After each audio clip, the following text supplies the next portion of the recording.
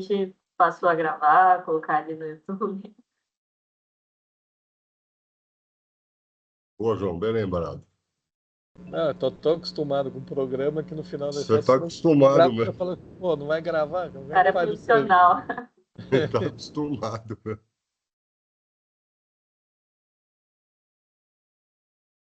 Bom dia, pessoal. Para quem está entrando, vamos iniciar em alguns instantes. Bom dia, gente. Sejam bem-vindos.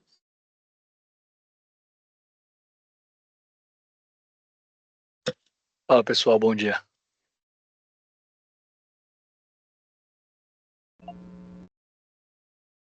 Fala, Rodrigo. Tudo bem por aí? Tranquilo. Tá bom. Mas João, bom dia, João. Bom dia, Rodrigo. Você tá bem, cara? Tô bem, e você? Beleza, tudo jóia, graças a Deus. Amém.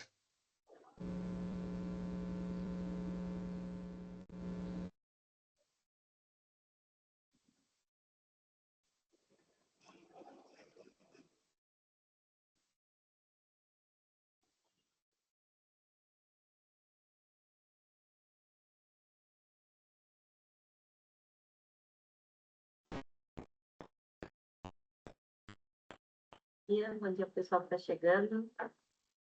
Sejam bem-vindos. Daqui a pouquinho a gente já vai começar. Mais um minutinho a gente dá início. Bom dia a todos. Veloso aqui de Teresina. Bom dia. A Teresina deve tá gelado também, viu, Rafa? Quase eu aqui no sul. Você sabe Contando aqui pro pessoal, tá 22 graus aqui, não precisa nem de ar-condicionado ligado. quando Em dezembro. O cara do Piauí chega no inferno, a primeira coisa que ele pede pro diabo é uma manta. Acha frio. Bate aquela brisa. Falou, pô, não tô aguentando, tá muito frio aqui. Eu tô veloso. Bom dia, meu amigo Fernando. Tudo bem? Tudo bem, e você?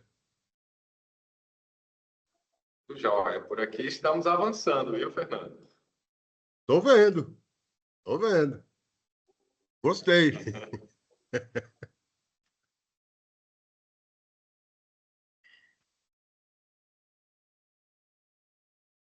Bom, podemos dar início, né? Vamos lá? Bom, em primeiro lugar, eu gostaria de agradecer o convite que nós fizemos para o João, para o Rafael, lá de Navegante, para o Erenildo de Macaé, para o Felipe lá de Rondônia, de Peron. Essa ideia surgiu de uma conversa que eu vi do Rafael num grupo da Joane, né, Rafael? Foi uma discussão que começou lá, falar, deixa eu aproveitar o tema, porque o tema é polêmico, né? Um tema que está sempre em discussão, um tema que está sempre vivo, que é os desafios da meta atuarial, né? As pressões de curto prazo e uma visão de longo prazo, né? E a gente achou interessante trazer essa discussão para o mercado, principalmente agora, nessa época do ano, enfim, pelo momento até de muita gente que vai sair dos seus institutos ou vão permanecer, enfim, isso é uma discussão que está sempre em pauta. Antes da gente começar a fazer essa apresentação, eu queria apresentar cada um que está aqui. Em primeiro lugar, o João Figueiredo, João, amigo meu, um conhecido meu há 20 anos, de quando eu entrei no mercado de RPPS para hoje. Se não foi o João que bolou, tem dedo do João nas coisas que aconteceram nos últimos 20 anos, né? O trabalho que ele desenvolveu e desenvolve até hoje na frente da Bipem, como presidente da PEPREM também, política de investimentos, comitês, os conselhos, enfim, tanta coisa que o João participou e colaborou e teve ideia que fica até... Vou ficar a live inteira aqui falando do currículo do João, que eu lembro, hein? Que eu lembro. O João está lá no IPREJUM há muito tempo também, o IPREJUM sempre foi uma referência para os institutos, né? O João foi pioneiro em quase tudo que se fez no mercado de RPPS. Então não tinha como não convidar o João, porque, além de tudo, essa ferramenta que a gente criou para os institutos de previdência terem mais governança, terem mais autonomia, foi ideia do João, né? Então, só para finalizar esse assunto do João, assim, o Atlas hoje é uma ferramenta de gestão de investimento para a RPPS, que foi desenvolvida em parceria com a Bipem. Tem muitos usuários aqui nessa live hoje. E por conta desse acordo que a gente tem com a Bipem, quem quiser experimentar o sistema por um ano pode usar sem custo nenhum, sem obrigação nenhuma de contratação depois, é o que a gente chama de período de degustação. Então está feito o convite aqui para quem quiser. Quem não conhece ainda quiser conhecer, é só entrar em contato com a gente que a gente faz uma apresentação rápida, coisa de meia hora a gente implanta, a gente faz a apresentação do sistema. Tá bom? Em segundo lugar é o Rafael, que é o pai dessa live hoje, né, Rafael? Que se não fosse você ter feito aquela discussão lá no grupo do Ajuane, ela não ia acontecer. Então, o Rafael ele é formado em comércio exterior, é formado em administração e pós em gestão financeira pela Uninter, técnico administrativo financeiro do Navegante Prev desde 2016, é membro do Comitê de Investimento também do Navegante Prev desde 2016, participa como ouvidor e controlador setorial do RPPS, tem a certificação CPA 20, CG Investimentos 3, e ele tem um site, um canal no YouTube, né, Rafael, chamado Não é do INSS, que eu recomendo que quem não conhece, conheça, porque só tem coisa legal lá, muita matéria, muita entrevista, tem com o João, tem com o Felipe, tem com o Edson lá da agenda, muita coisa legal. Muitos contatos eu fiz por conta do seu programa, viu, Rafael? Sou seu seguidor. Inclusive, Então, o Erenildo, que está aqui com a gente, também foi do tempo antigo, que era só áudio ainda, né? Não tinha parte do vídeo. você faz um trabalho muito legal, viu? Eu te acompanho desde o comecinho, então segue em frente, conta comigo também. O Erenildo, para quem ainda não conhece, acho difícil alguém que não conhece o Erenildo. O Erenildo está lá no Macaé Prev, ele é engenheiro de produção, servidor do Macaé Prev desde 2010, também é membro do Comitê de Investimentos e gestor de recursos desde 2021. Então, Erenildo, obrigado por ter aceitado o nosso convite, é um prazer, eu tenho certeza que você tem muita coisa a contribuir nessa nossa conversa. E o Felipe está aqui, o Felipe está lá no... Obrigado também, Felipe, por ter aceitado o nosso convite. O motivo de eu ter te convidado também foi um programa que eu assisti lá do Rafael. Então, eu falei, não tem como fazer essa conversa sem falar com o Felipe, sem convidar o Felipe. Então, obrigado por ter aceitado o nosso convite também. O Felipe é formado em administração pública, é servidor de carreira especialista em políticas públicas e gestão governamental do Estado de Rondônia, coordenador de investimento do IPERON desde 2023, né, Felipe? Certificado analista CNPI pela PIMEC, CEA pela Ambima e gestor de recursos nível avançado CG Investimentos 3 pelo Instituto Totem. É membro do Comitê Gestor de Previdência Complementar do Estado de Rondônia. Faltou alguma coisa, Felipe? Que belo currículo. Nada. Bom dia. Então, vamos lá.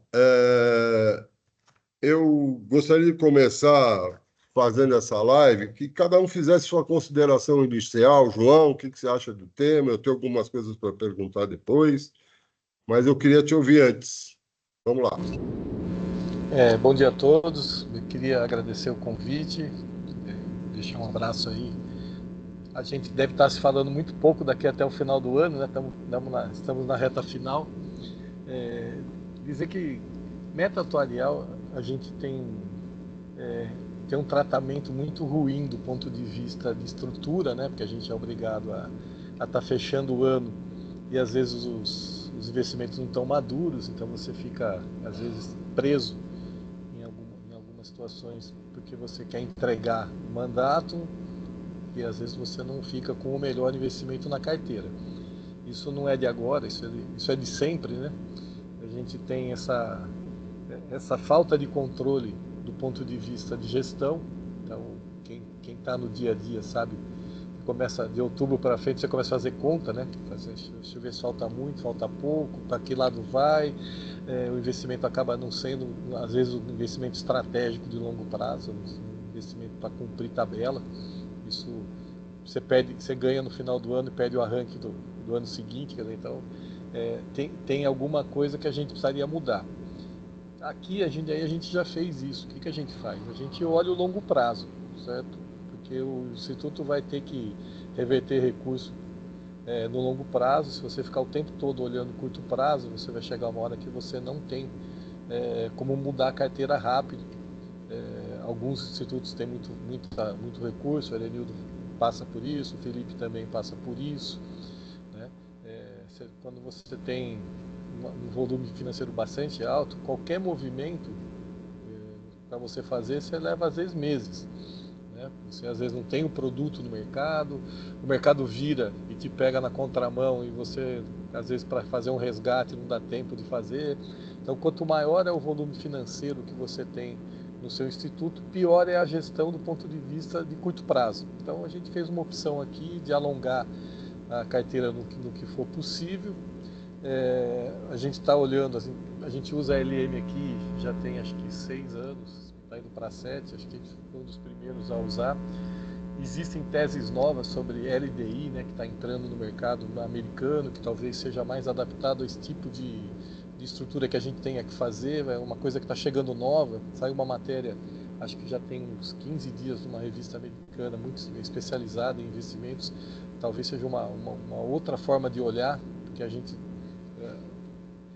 LM não foi feita para benefício definido, ela foi feita para contribuição. Então a gente tem que ter essas alterações e a gente vai ver que com o tempo e a experiência de cada um aqui a gente vai ajustando. Então, só para fazer essa introdução, dizer que é difícil cumprir meta, mas é mais difícil ainda ficar imaginando que você tem que fechar todo ano sem olhar no longo prazo. Essas são minhas primeiras palavras.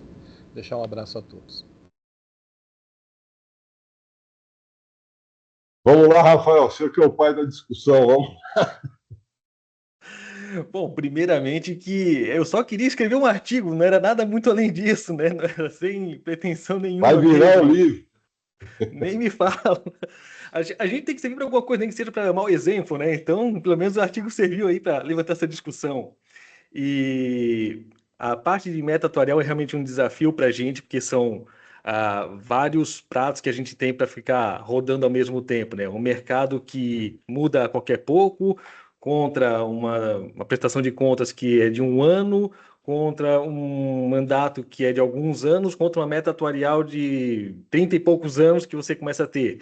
Como é que você vai fazer a gestão em cima de tantos prazos diversos? E aí, o estudo de ALM, como o João falou, né? Talvez não seja o mais aderente à nossa realidade por algumas características e realmente tudo ser 100% complementado ali no ALM, e isso levar 35 anos é praticamente impossível. A gente quase já não consegue levantar a questão de quanto vai sair o IPCA no ano, quanto vai sair a Selic no ano, quanto mais daqui a 30 e poucos anos, como é que a gente vai estar trabalhando com isso. Então, realmente é muito desafiador para a gente, RBPS, conseguir cumprir meta com tantos prazos ali, e aí vai, conforme cada RPPS tem sua realidade, de trazer mandato, a parte de recondução, e você está fazendo isso para o Tribunal de Contas.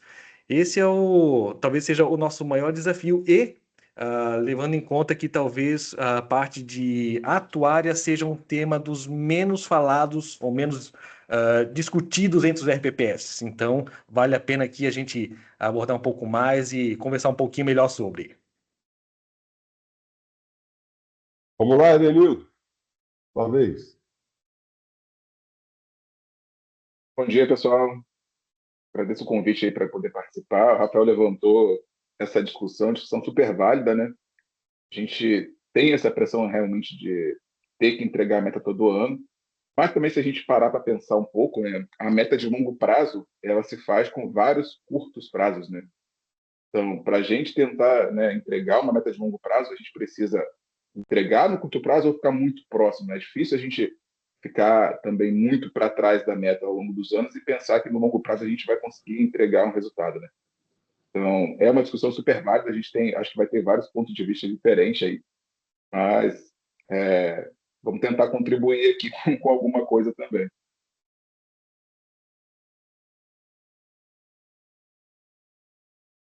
Vamos lá, Felipe. Bom dia a todos. Agradeço imensamente aqui ao Fernando participar desse tema tão importante.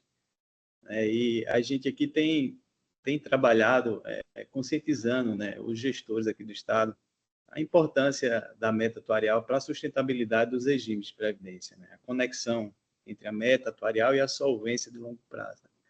E porque aqui a gente tem que dar satisfação desde um FIP aqui, que tem uma cota negativa aqui no mês, né, a curva J, explicar tudo isso, né, até a parte mais elementar da carteira de investimentos, né? E se tratando de Brasil, a gente também tem as pressões de curto prazo, né, os cenários econômicos adversos. Pouco tempo atrás a gente estava com a Selic em 2%, agora já está indo para quase 12%, né?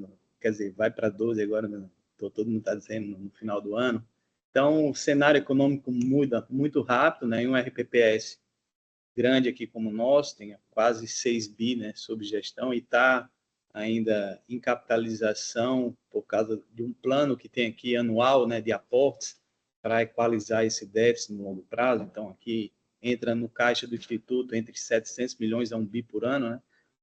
Então, você tem ainda esse desafio de reinvestir, de investir e reinvestir, né, os recursos. E o João falou, né, que às vezes para formar uma posição demora muito tempo, e é a mais pura verdade, né? A nossa posição aqui em Tesouro IPCA+, demorou 2 anos e meio para a gente formar, e os aportes caíram em épocas de juros altos, né? Foi a partir de 2022 que começaram a cair esses aportes aqui no Instituto. E pouco tempo atrás a gente estava com 3 bi, dobrou de tamanho em 2 anos e meio, né? 3 anos. Então, é um volume, né, muito grande que cai aqui anualmente e que torna o desafio aqui ainda maior. E aí a importância da diversificação em classes de ativos, em ter uma carteira diversificada, né, que atenda todos os pontos aí da legislação. Mas, sem dúvidas nenhuma, por exemplo, esse ano, né, o cenário está muita volatilidade e tem dificultado alguns gestores aí na meta atuarial aí no finalzinho do ano, né? Ótimo. Então, eu queria dar início a essa discussão, assim, ouvir um pouquinho de cada um, como é que vocês definem meta atuarial, como é que isso é composto, inflação mais taxa real de juros, qual a importância para a sustentabilidade dos regimes de previdência, a meta atuarial, né? Essa conexão entre meta atuarial e solvência de longo prazo. Como é que vocês definem aí, João, isso? Bom, meta para regime próprio, ela já vem requentada da portaria, né? Todo ano o Ministério fixa um teto para cada regime próprio dentro do seu tempo de amadurecimento, né?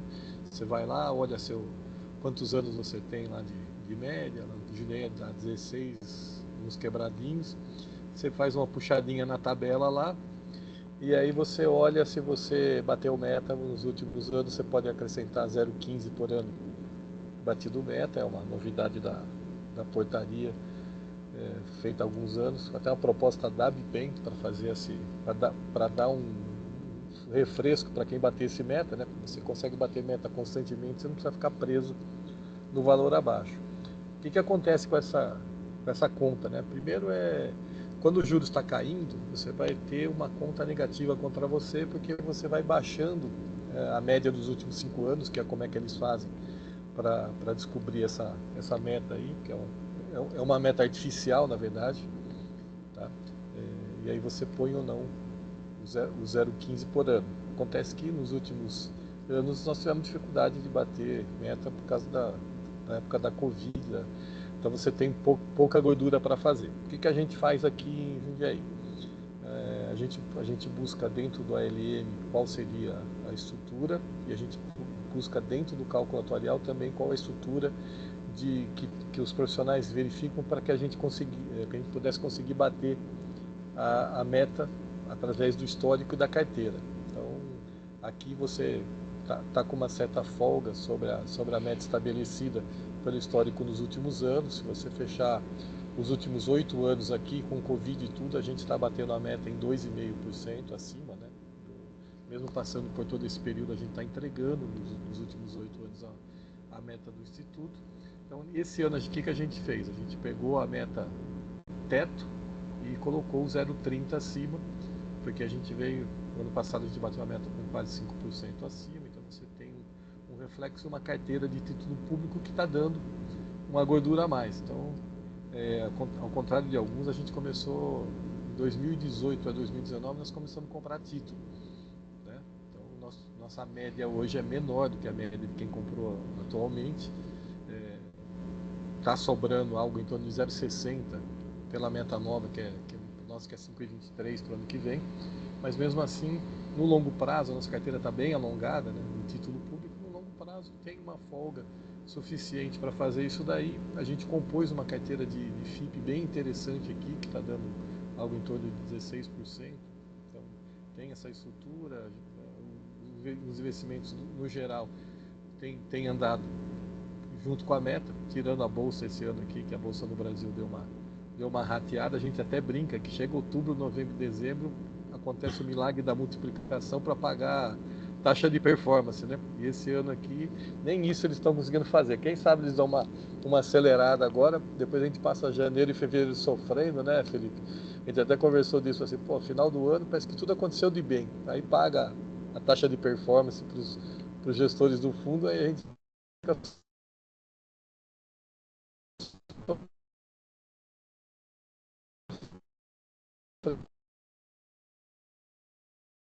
Será que está com problema de conexão, João? Você tem uma carteira buscar uma média, tem que... João, teu sinal está meio... Está cortado. Teu áudio está cortado. Tá ouvindo agora não? Deixa eu desligar. Sim. Melhorou? Melhorou. Você estava falando daquela coisa dos fundos cobrarem, dar aquela acelerada no final do ano para cobrar performance, depois que tira a performance... E daí fica uns 3 meses sofrendo aí para empatar com a estrutura. Mas é todo ano isso daí, a gente até brinca isso. O que eu acho que a gente tem que fazer, né? Eu acho que a gente tem que buscar o máximo possível da meta no sentido mais alto, para que você consiga fazer, né? Então, você tem que ter base técnica para poder fazer esse número, para você diminuir o custeio, né? Então, nós não podemos penalizar o ente também. Nós temos que ter esse duplo olhar, né? Então, vamos entregar o máximo que dá para que o custo seja o menor custo possível, para você não penalizar a sociedade, que é quem, afinal, acaba tendo que pagar aqui. Então, a gente tem que ser um pouquinho equilibrista, mas nós temos que pensar, enquanto investidor, lógico que no longo prazo, mas a gente tem que sempre pensar que a nossa estrutura ela está bem escolhida e ela vai entregar. Então, se você fez uma política consistente, acredita na política que você fez, segue o caminho, se tiver correção, corrija a política, mas não saia dela, né? Ajusta o que você precisa ajustar, e o tempo vai ensinando a gente a ter um pouco mais de tranquilidade, né? Acho que quem passou pelo período da Covid aí sabe que o mundo não acaba e ele vai voltar a rodar e o sol vai nascer todo dia, a gente vai entregar, que eu acho que os regimes próprios, no geral, entregam bem os seus investimentos. Ocasionalmente aí você tem um ou outro. Quem aposta muito, né, Fernandão? Quem aposta muito tem perdido muito. Então, eu acho que quem fez uma carteira em uma B5+, lá no final do ano passado, achando que ia navegar esse ano aqui, deve estar com uma dor de barriga tremenda, né?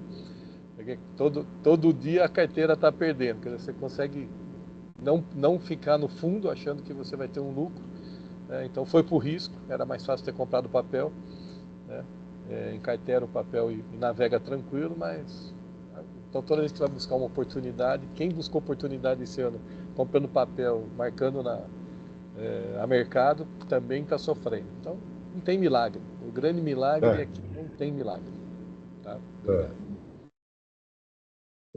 Rafael, eu queria ouvir um pouquinho de você, a importância da meta atuarial para a sustentabilidade dos regimes. Como é que você vê isso? O que você acha disso? Vamos lá. É importante que a gente consiga entender como funciona a parte de meta atuarial, até porque realmente a gente evita ter essas coisas que o João falou, né, de ter muita gente fazendo apostas. Então, a gente começa, enquanto gestor de recursos, ter um pouco mais de parcimônia na hora de fazer as aplicações. Eu acho que isso aí é importante, é salutar que realmente o gestor entenda disso, né? Dita essa parte, a gente vê que vários produtos, principalmente de renda variável, têm sofrido, e aí vai muito da estratégia do RPPS de conseguir manter na carteira ou se desfazer por várias razões. A gente já, aqui, por exemplo, no nosso RPPS, a gente viu gente sofrendo em renda variável porque era onde conseguia tirar os recursos para pagar as contas do dia a dia, chegando numa certa hora que não tem mais de onde tirar os recursos. Então, tinha que sofrer, às vezes, aquele fundo que é bom da renda variável, que entrega algo diferencial, mas é onde ele consegue tirar, sabe? Então, isso dá uma boa judiada no RPPS. Então, com isso, a gente vê que meta atuarial é bom você ter esse casamento ativo e passivo, você entender como que funciona esse fluxo, você entender quais são as suas necessidades e onde você pode fazer as alocações, sabe? Porque senão você começa a matar a galinha dos ovos de ouro. Você consegue encontrar produtos bons no mercado? Consegue encontrar. Só que às vezes ele seja aquele que tem maior liquidez e você começa a tirar dele. E você começa a matar a tua meta atuarial. Começa a acabar com a tua carteira. E, inclusive, a gente aqui no nosso RPPS, ao contrário da grande maioria, a gente acaba não tendo ainda nenhum aporte em título público direto, né? É uma discussão que a gente tem aqui, e aí vai dos fundos de renda fixa, próprio CDI, fundo de VETs, a gente vê várias opções e a gente ainda não entrou. E para quem ainda tem oportunidade, a gente vê que para conseguir bater meta atuarial, pelo menos no médio prazo aí, não vou jogar a longo prazo, mas pelo menos a médio prazo, ver para título público talvez seja o grande diferencial para a carteira da RPPS. Eu acho que tem. Claro, a gente não gosta de ver títulos pagando um valor tão alto para o mercado, acaba sendo ruim, né? Você tem o governo versus o mercado privado ali, então você acaba, enquanto RPPS, né, assumindo o chapéu da RPPS por aqui, você tem uma grande oportunidade ali com o título público realmente de colocar na carteira e fazer aí um bom cumprimento da meta aí para pelo menos um médio prazo. É algo que a gente já começa a ver por aqui e acho que muitos RPPS já começaram a ver e realmente agora a taxa abriu a um ponto que é uma grande oportunidade realmente para quem não alocou ainda. E aí eu volto a falar, a gente aqui ainda não tem nada alocado em título direto, é uma boa oportunidade a gente começar a olhar para isso. Está previsto na política de vocês para 2025 ter título público na carteira direta? A princípio tinha uma certa previsão sim, né? Mas os valores ainda, os percentuais não eram muito altos, então a gente, até por conta da falta do nosso traquejo aqui dentro, a gente não tinha colocado percentuais muito altos, mas a gente tem vizinhos aqui, como Itajaí, Balneário Camboriú, que já trabalham com isso, então aquela coisa, se você não sabe, você consegue perguntar para o coleguinha do lado, né? Hoje em dia a gente tem a facilidade de conversar aqui entre tanta gente aqui do Brasil inteiro aqui, para esse teu canal, a gente consegue falar com outros RPPS do lado, a gente consegue trocar ideias, sabe? Então, não sei, mas eu sei quem sabe, né? Então a gente consegue Aqui tem alguns, viu? resolver. Aqui tem alguns que podem te orientar nessa questão. Exatamente, exatamente. Então, assim, é algo que a gente, no momento, a gente até então não tem, o percentual tá lá muito baixo, antes estava até em zero mesmo, que a gente tinha uma certa aversão ali, mas é oportunístico. Hoje a gente tem Sim. já um bom percentual, por exemplo, letra financeira, que já paga, tem letras aqui a 7,76, se não me falha a memória agora aqui na nossa carteira. Então, são produtos que você consegue colocar na carteira, você tendo uma boa análise do crédito, e realmente é um outro produto que eu acho que tem contribuído na renda fixa ali.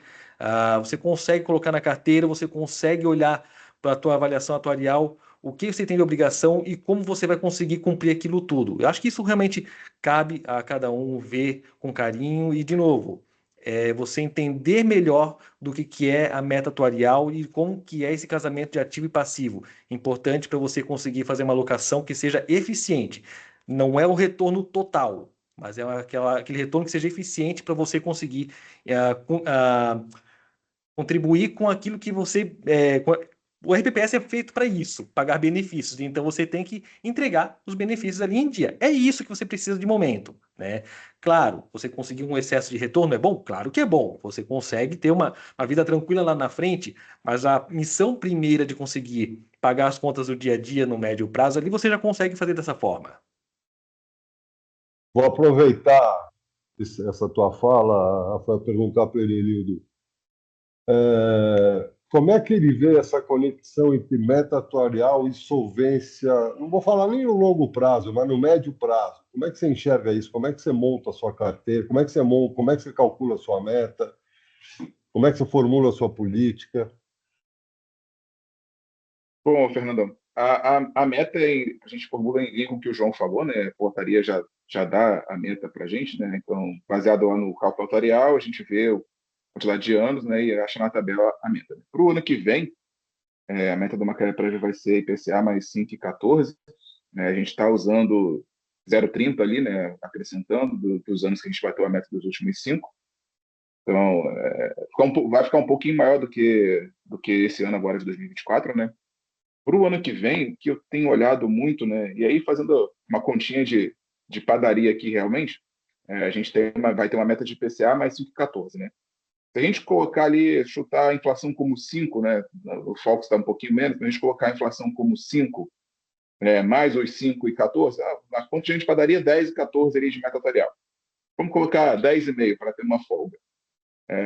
A gente está aí com previsão de CDI médio aí para quase 13 no ano que vem, se não for mais. Então, na minha visão, o CDI está sendo o grande vilão aí da diversificação. Esse ano já foi, né? Quem tinha zero diversificação na carteira só tinha CDI, vai bater meta aí com o pé nas costas. Quem tinha um pouquinho de diversificação, se não for o exterior, está sofrendo um pouquinho mais, né? Quem tinha exterior e CDI, pô, bateu a meta com uma gordura até. Mas a gente está olhando muito, muito para isso. A gente não vai precisar correr muito risco para o ano que vem. A gente tem um problema aqui também, como o Felipe, que é o tamanho do Instituto. A gente brinca aqui que é mudar um transatlântico, né? Mudar a direção de um transatlântico. Isso não é fácil. A canoa é bem mais simples, né? Rema ali um pouquinho para o outro lado, você consegue mudar.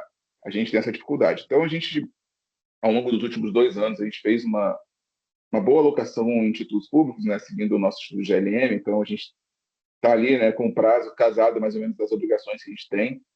Então, a gente tem uma carteira bem diversificada. A gente brinca aqui que a gente tem o IMAB em título público, né? A gente tem quase todos os vencimentos da curva de juros brasileira, que dão esse conforto para a gente, né? Eu não sou muito fã né, de título com cupom, porque você tem o risco do reinvestimento. Porém, né, a gente sabe ali que nem sei se 6 meses até mesmo, né? Fevereiro, maio, agosto, novembro, a gente tem recursos voltando, então a gente não fica sem liquidez. Né?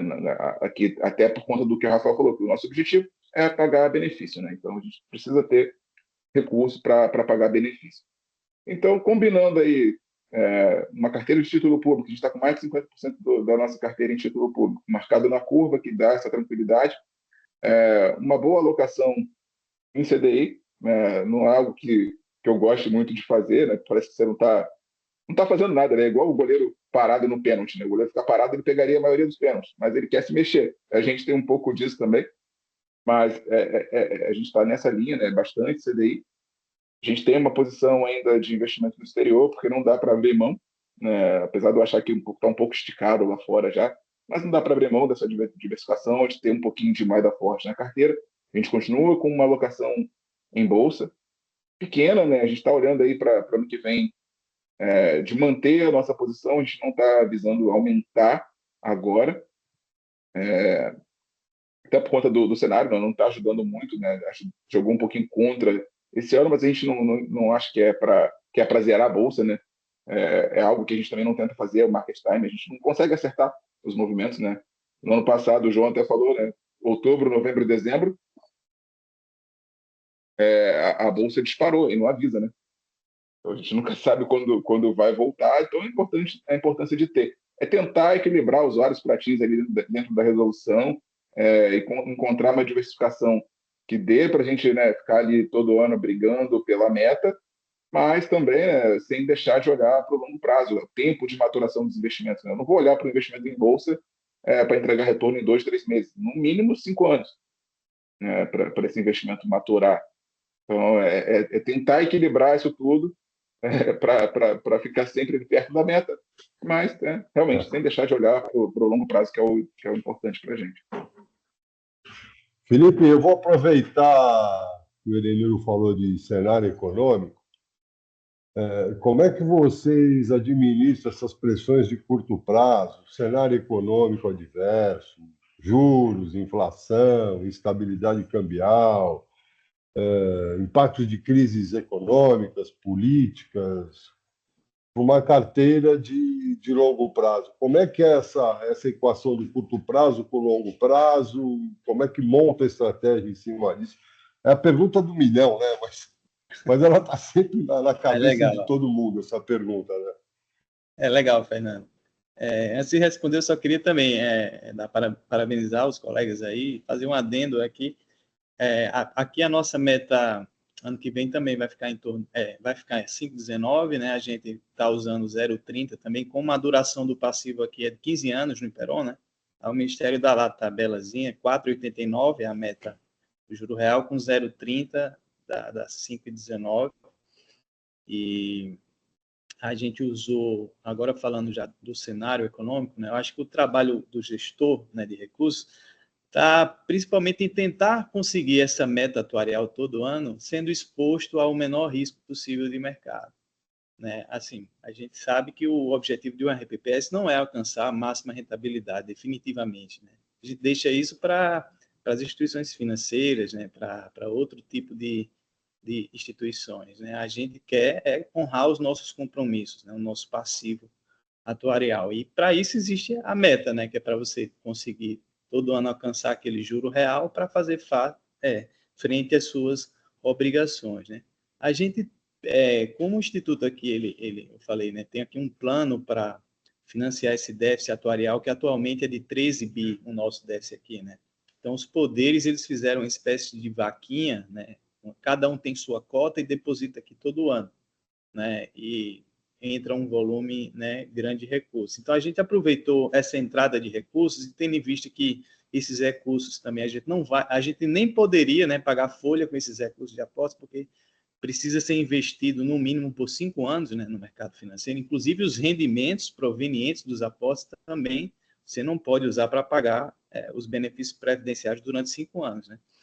A gente optou também por alongar a nossa carteira e a gente pegou esse cenário de juros altos, né? A gente gosta muito do título Tesouro IPCA+, que é o título que, com a taxa atual, ele garante a meta do Instituto em qualquer cenário, né? Que uma parte é a inflação e a outra parte é a parte fixa. A gente vê taxas hoje acima de 7% e, historicamente, as metas dos RPPS, né? Nunca ficaram aí acima de 6%. Então, a gente vê que tem até uma gordura a mais. E aí, esses títulos, como o Erenildo falou, a gente pode marcar na curva, diminuindo muito a volatilidade do portfólio. Né? Então, você diminui o risco, diminui a vol, e, ao mesmo tempo, consegue a meta atuarial. Né? Agora, falando do ponto de vista de diversificação da carteira, a gente tem formado aqui uma carteira de FIPS, né? O João já é muito experiente nisso, né? Mas, historicamente, aqui nos 10 anos, é o que tem nos dado um maior retorno, né? Os FIPS aqui de infraestrutura nossa têm rendido IPCA mais 20% ao ano, né? Então, a gente formou essa carteira, uma carteira mais robusta, né? Que do ponto de vista do portfólio era muito pequena, e a gente está indo agora para 5% do portfólio. Como a gente é progestão nível 4, a gente pode ir até um pouco mais, e aí vamos ficar entre 5% a 10% do portfólio, né, nessa classe de investimentos, que é de fato onde o RPPS investe no PIB do Brasil. Né? Se investe em empresas de capital fechado, né, em diversas áreas, infraestrutura, economia real, né, private equity, enfim.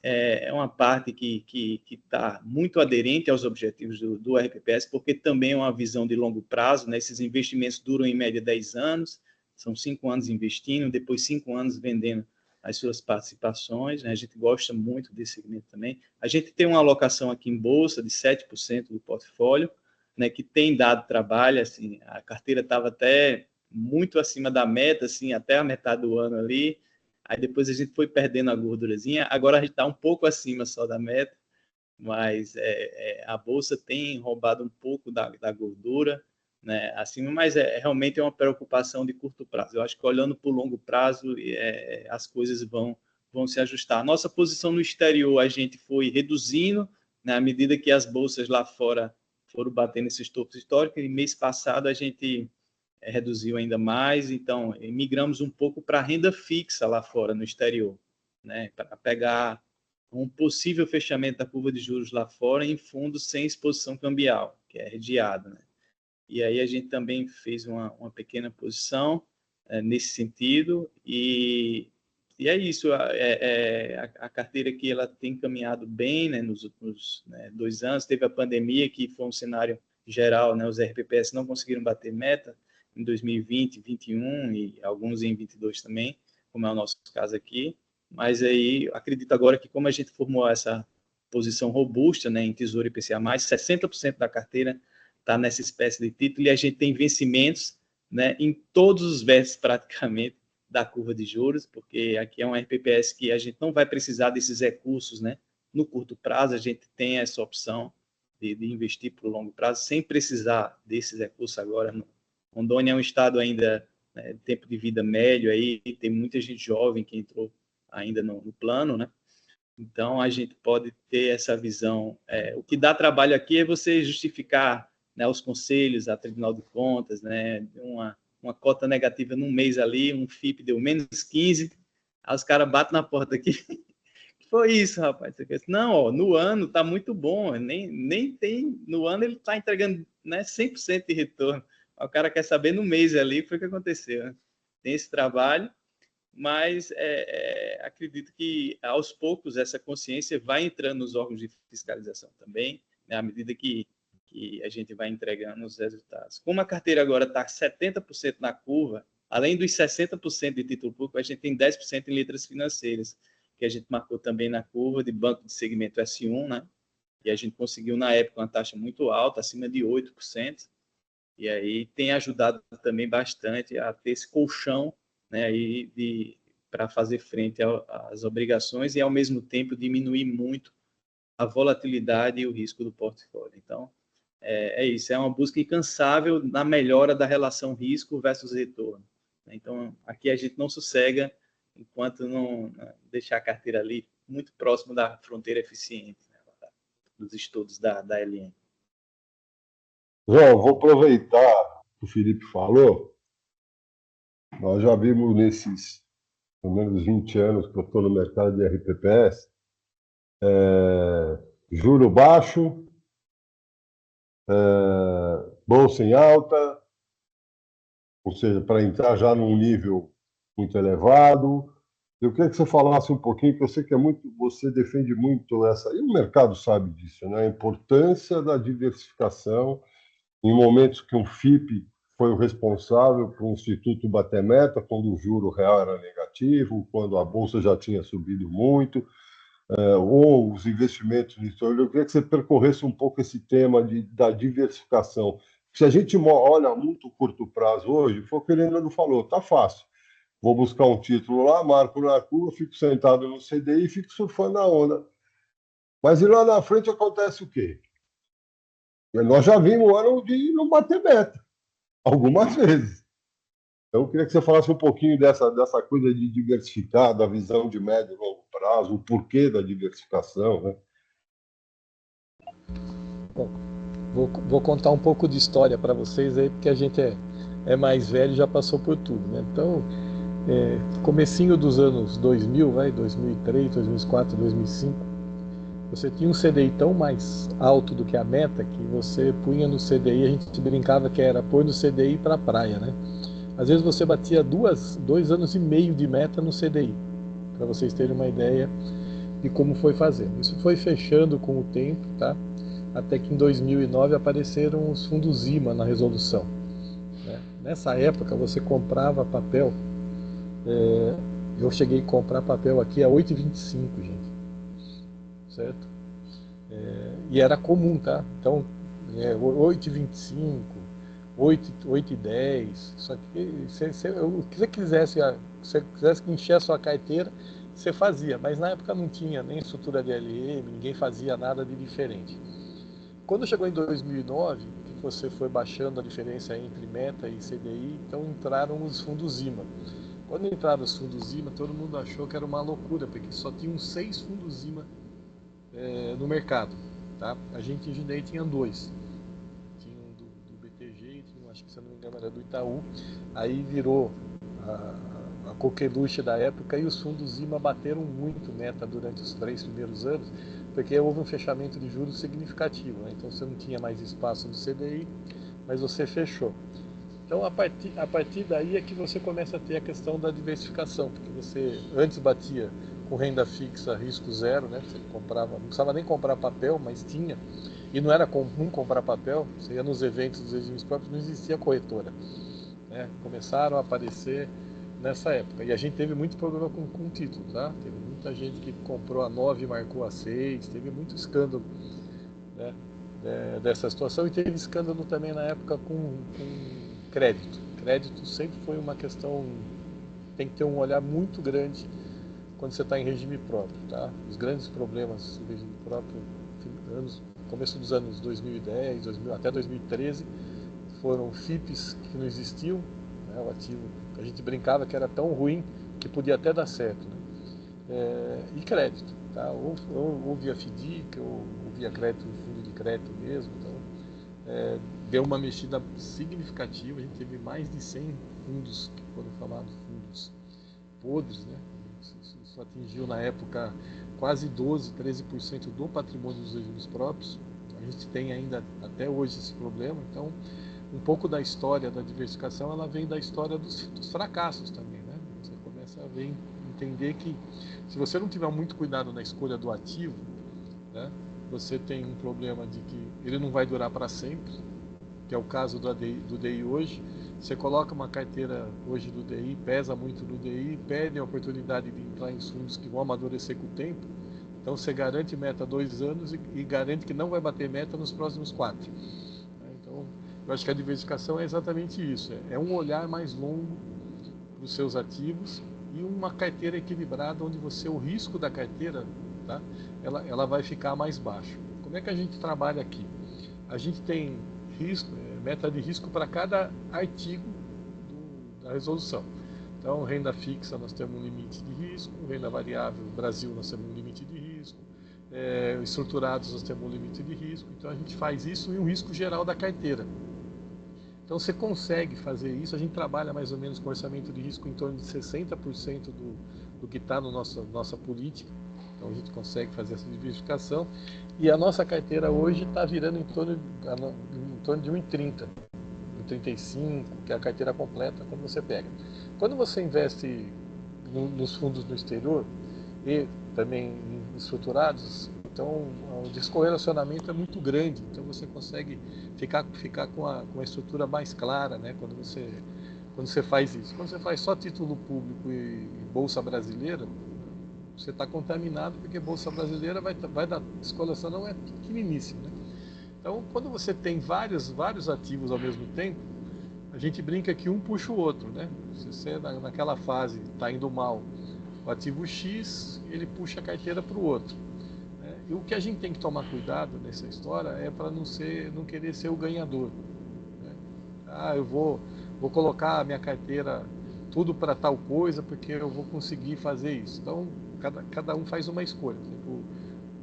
A gente tem uma posição aqui em torno de 62, 63% de título público, né? A gente já tem essa posição e a gente vai aumentar essa posição porque o ALM desse ano já pede, a gente já começou a implementar, tá? A gente tem uma posição interessante no exterior, a gente aumentou, ao contrário do Felipe, a gente aumentou a posição no exterior, a gente está comprando fundo temático lá fora, tá? Então nós compramos um fundo de tecnologia que em 40 dias deu 7,5%. é um fundo que deu 54% esse ano. Você tira o dólar, ele deu 26%. Então nós vamos buscar fundos temáticos lá fora, porque eu acho que o índice já está cansado, como o Elenildo já falou, o Felipe já falou, o índice lá fora está um pouco cansado, mas os temáticos não. Então você pode buscar gestores que têm estruturas diferentes. Então, esse fundo Nossa Tecnologia é da Janus, ele é gerido em Londres, certo? Outro fundo que nós compramos é um fundo que vai buscar a recuperação de empresas. Tá? É um fundo que está voando. Por quê? Porque é padrão nos Estados Unidos você ter esse tipo de fundo rodando bem. Então nós fizemos pegamos um combo, pegamos 2/3 praticamente de fundos de empresa estrutural e colocamos esse junto do mesmo gestor para fazer um combo. O fundo está andando, acho que essa carteira com 30 dias está andando 9. Tá? Então você vai buscando estruturas para diversificar dentro da diversificação. Então talvez o desafio de agora é sair um pouquinho daquela primeira fase da diversificação que era por artigo, e dentro dos artigos agora você buscar outros produtos. O Brasil tem um grande problema de regulamentação. Tá? Previdência no mundo, tá? Ainda mais no nosso caso, ela roda em torno de 40% a 45% em FIPS. Tá? É o que o mundo faz com previdência, porque a longo prazo você consegue amadurecer melhor em produtos que têm essa devolução.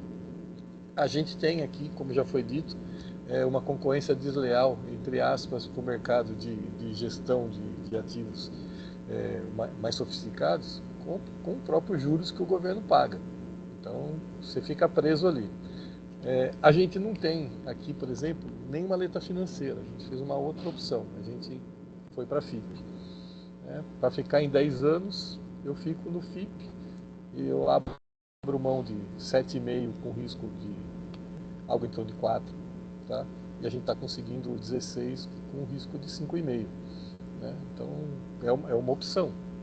A gente é mais velho aqui, entre aspas, nesse olhar. Então a gente abriu mão da renda fixa numa carteira curta e está fazendo ela com FIP. Já tomando praticamente os 15% que a gente pode e está esperando mudar a resolução para ver se aumenta um pouquinho para tomar o restante. O Felipe falou isso, a gente tem, tá? O Eranil também está fazendo isso, outras pessoas também estão montando essa posição. O FIP leva um tempo para amadurecer. Então, do FIP você contrata o gestor, você não contrata o produto, você não sabe o que vai estar lá dentro, que o cara vai comprar, então você tem que fazer a escolha do gestor. Então, a gente tem feito isso nos últimos 6 anos, olhando muito de perto a questão de cada gestor. Acho que a gente tem bons gestores na carteira. Ninguém está achando que vai dar 40% todo ano, isso é loucura, mas a média desses gestores dá em torno de 23%. Então, no mercado normal, eles vão devolver 18%, 15%. Você não vai ter nada de 15% ao ano na sua carteira, a não ser que dê uma crise. Essa é a grande realidade. Se dá uma crise para cá ou para lá. Então, a questão de você ter vários cavalinhos correndo ao mesmo tempo, tá? Faz com que você tenha uma tranquilidade de esperar o tempo acontecer. Então, quem diversifica não pode ficar olhando o mês, certo? Quem diversifica tem que ficar olhando o ciclo. O ciclo de alguns produtos é 5 anos, o ciclo de alguns outros produtos é 10 anos, no nosso ciclo é 70. Então, se a gente não olhar o tamanho do nosso ciclo e achar que a gente tem que resolver todo ano, aí a gente morre. A gente já viu muita gente fala assim, eu não vou fazer agora que eu estou batendo meta. Aí o mercado vira, não dá tempo de você entrar. Qualquer estudo dos últimos anos, tem feito o seguinte: se você errar 10 datas, certo?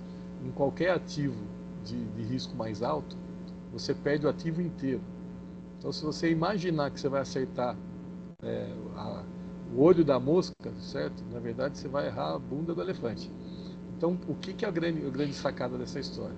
Cara, acreditou no ativo? Fica tranquilo. Deixa o ativo lá, controla, verifica se não teve uma perda de qualidade da gestão, se perdeu pessoas de dentro, o gestor perdeu pessoas. Às vezes o cara fala, mas esse fundo aqui foi bem, mas o cara que cuidava já foi embora. Né? Então, eu acho que tem cuidados a mais para ter, às vezes mais no gestor do que no próprio ativo. Né? E outra coisa, todo mundo vai errar, tá? Nós erramos e os gestores vão errar. Então tem uma coisa do mercado, e a gente que é mais velho sabe disso, contrate aquele que mais acerta do que erra. Porque errar todo mundo vai. A gente também vai errar. A gente acha que vai fazer legal, chega na hora que você vai olhar no longo prazo e fala assim, nossa, por que eu fiz essa desgraça aqui lá atrás? Será que eu não pensei, né? E na verdade você às vezes se empolga com os momentos. Então, o que Jundiaí tem aí de tempo de mercado? Né? A gente começou a diversificar mais cedo que os outros, a gente entende os problemas que isso dá, mas a gente entende que no final da história o negócio entrega mais com menos risco. E a questão da diversificação devia ser uma obrigação, né? Não devia só colocar lá. Então, aí para o Rafa. Rafa, vocês têm uma janela de 7,5% em título longo. Se você pegar sua LM agora, compra ontem, né? Que a hora que o Brasil melhorar, vocês vão perder essa janela, né? Eu nem tenho mais tempo para isso, porque eu já enchi a caixinha, então eu vou ter que morrer com as minhas. O que a gente faz aqui? A gente está antecipando o cupom aqui, certo?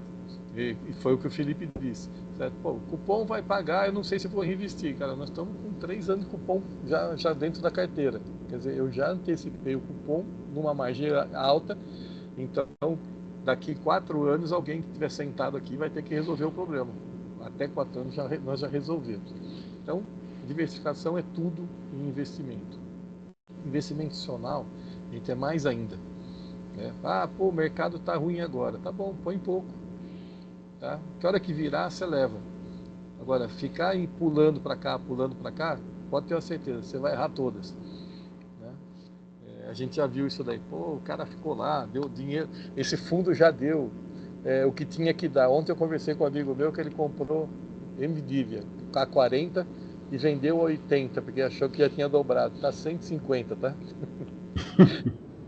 Então, cara, não tem. Qual que é o limite de uma empresa que investe 10 bilhões por ano em pesquisa? Pô, os caras são os maiores do mercado hoje. Quem achou que chegou no teto, certo? Não conhece teto. Tá? Então, a gente tem que olhar muito, ler muito, conversar muito. Tem momentos como esse aqui de compartilhar conhecimento, né? Tive várias vezes com o Felipe, a gente bate muito papo de mercado, risco, nego oferecendo porcaria por aí, depois fingindo que é bom, né, Felipe? A gente vive falando sobre isso daí. Tá? O Erenildo também, a gente conversa bastante, o Rafa não tem essa oportunidade de falar toda hora, mas, gente, se a gente não conversar entre nós, se a gente não trocar essa ideia, a gente ficar o tempo inteiro achando que consultor vai resolver nosso problema, nós não vamos aprender. Tá? E acho que essa é a grande importância, né? Trocar ideia, trocar experiência, ver por que a gente errou e arrumar. E aí é que é a questão da diversificação. Você precisa ter o seu dinheiro espalhado em várias casinhas, tá? Eu não quero o melhor do mundo, eu quero o mais tranquilo. E diversificação é isso. Obrigado. Rafa, vou te apertar sem te abraçar. Eu pedi até desculpa. Existe um conflito muito grande do curto prazo com o longo prazo em relação à cobrança, né? O próprio Felipe já falou aqui. Pô, o fundo veio bem, esse mês foi mal. Mas o que aconteceu? Como é que é administrar essa cobrança de curto prazo com um conselho, com um servidor, um tribunal de contas? O que não falta é gente para cobrar, né? A minha formação sempre foi de renda variável, eu trabalhei muito com cliente de bolsa, e tinha um ditado que diz assim, quando dava tudo certo, o cliente falou assim, eu ganho, nós empatamos e você me fez perder. Como é que é administrar isso no dia a dia, no curto prazo, no tribunal de contas? Isso é um desafio diário, né? Por isso que eu gostei muito desse tema, porque eu acho que a gente precisa construir essa cultura da cobrança do curto prazo para uma carteira de médio e longo prazo. O João acabou de explicar. Eu olho o curto prazo para tomar decisão, para ver o que eu vou fazer, mas O meu horizonte está lá de médio e longo prazo, por isso que eu diversifico. Se o curto prazo mexer muito, eu tenho uma diversificação aqui que vai me proteger dessas oscilações. Como é que você faz isso aí, Rafa? Rafa, desculpa até Então, a intimidade, né, gente? O Rafael já não, virou Rafa para mim. não, tá tudo certo, tá tudo certo. Tá tranquilo. E quanto a isso, se você não tiver essa capacitação feita com todas as partes que vão estar ali te cobrando, vem as perguntas, vamos dizer assim, entre aspas, das mais idiotas pra gente, né? Ah, por que que tal fundo tá dando negativo? Por que que a renda fixa tá dando negativo se ele não é fixo, né? Coisas do tipo. Então, se você não tiver uma equipe bem capacitada, isso serve para o gestor de recursos, para diretor, conselhos, né, em todos os colegiados. Se você não tiver uma equipe do executivo que consiga ser coerente com aquilo que você esteja falando, se eles não vierem entender, deu ruim. Se o legislativo não te entender, deu ruim, sabe? Você tem que ter uma equipe que seja coesa, sabe? A equipe que está contigo no RBPS e a equipe também que vai também te ajudar na parte legal, enfim, ali o executivo trabalhando. Até acho que já tivemos uma boa evolução quanto a tribunais de contas, por exemplo. Eu acho que, obviamente, ainda vem algumas provocações ali, como o Felipe bem citou ali antes também, mas eu acho que essa coisa de, por exemplo, resgatar com cota negativa em relação ao que eu apliquei, acho que já é um dos assuntos que já está meio que superado. Eu acho, né? Tô tacando a mão aqui no fogo, praticamente quase sendo tô queimado aqui. Mas eu acho que já é um assunto meio superado, né? Obviamente, a gente aqui teve uma situação de um fundo que deu 70% no ano, um fundo mais estratégico, como o João falou ali, era um setor ali que estava focado, a gente viu ali uma oportunidade, ok, ganhou, ninguém falou nada. De repente a gente foi num outro oportunístico ali também. Não deu muito certo, vamos amortizar e devolver o valor para vocês. Veio o Tribunal de Contas e perguntou: o que que aconteceu com esse valor aqui que vocês aplicaram? Assim, não, a gente recebeu aqui. Como assim vocês receberam? Para ver, o Tribunal de Contas perguntando se o histórico da nossa conta corrente estava batendo, né? Que era uma das evidências. Então, assim, vão ter perguntas provocando do tipo? Vão. Mas eu acho que a gente já começa a ter algumas pessoas relacionadas aqui que já começam a entender um pouco mais da dinâmica do que é um investimento. Obviamente, você tem que ter um pessoal qualificado e é uma constante. Como o João estava falando ali há pouco, de você estar com FIPS. No passado não muito distante, a gente tinha FIPS podres aqui em tudo quanto era RPPS, né? Quem tinha, tinha um podre, quem não tinha, não queria saber de FIP. Então, passou por um amadurecimento desse mercado de FIPS aí, onde agora o pessoal começa a ter aplicações. A gente aqui finalmente conseguimos voltar ao nosso 5% de limite aqui. Tanto que a gente está tentando, segunda-feira agora, inclusive, vamos ter auditoria do Progestão para ver se a gente sai do 2 para o 3. E aí dá uma elevada na régua ali, a gente consegue ter um pouco mais de aporte. Se tudo der certo, pela auditoria vai dar bom o negócio aqui. Então a gente vai ter mais uma janela de FIPS aqui para aproveitar. E é isso. O RPPS que antes não tinha, ou tinha e era podre, e não queria saber muito, como é que vai conseguir olhar agora para os novos FIPs? Se a pessoa não tiver uma capacitação constante, ele vai ficar com aquela ideia retrógrada de que todo FIP é ruim, então não quero para o meu RPPS. Só o fundo de renda fixa, o IRFM é bom, eu vou só aplicar nesse, não vou para uma bolsa eventualmente, sabe? Então, aqui passa muito por essa coisa de capacitação, você fazer com que o pessoal a cada pouco tenha esse tipo de conhecimento cada vez mais atualizado. E o grande desafio é com os colegiados. Imagino eu que só aqui em Navegantes, a RPPS de Copenhague tem problema com o colegiado. O resto tá tudo tranquilo aí, né? De que Conselho Deliberativo Fiscal, cara, é uma dificuldade para eles conseguirem querer uma atualização a respeito, para eles conseguirem entender a respeito, sabe? Às vezes você precisa dar uns pequenos empurrões e outras vezes tem que ser um grande chutão para conseguir fazer o pessoal aprender um pouco mais sobre. sabe? Então, e aí a gente parabeniza aqui o trabalho da BIPEM, que faz um trabalho com os conselheiros também. Anualmente tem os eventos voltados para eles e a gente sabe que isso aí serve muito para essa categoria, para esses colegiados, porque eles vão se mantendo atualizados. E aí é algo que a gente consegue fazer daqui com os nossos colegiados e levar o conhecimento a eles. E o desafio é esse: a gente conseguir manter as equipes bem qualificadas e constantemente qualificadas. A gente tem toda uma questão de rotatividade, seja da direção, dos conselhos, e isso também pesa muito no RPPS na hora de rodar esse pessoal. A gente sabe, nem tudo é eterno. A gente, daqui a pouco, um diretor sai, um conselheiro sai, outro conselheiro sai, o conhecimento vai junto com eles. Na grande maioria das vezes é isso. Então, você conseguir manter os conselhos, a direção, o gestor, toda essa equipe com conhecimento atualizado é muito custoso para o RPPS. Isso sem dúvida, sabe? Seja para fazer isso em loco, seja para poder levar a algum local como os congressos que a ABPEM faz aqui também. Então, tem um custo, e o menor dos custos é o dinheiro, na verdade. É mais você ter realmente suor para conseguir convencer o pessoal aí e eles realmente terem vontade de aprender.